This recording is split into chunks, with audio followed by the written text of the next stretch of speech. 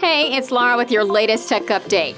Airports, hotels, cafes, and shopping malls all offer public charging points where you can boost your phone or laptop. But the FBI recently advised us not to use these USB charging ports because of a growing security risk. It's called juice-jacking. USB cables are used for data transfer as well as charging, and a compromised USB charging point could be used to infect your device with malware or monitoring software. The tech used by crooks is getting smaller, cheaper, and easier, which means that less sophisticated criminals are using it.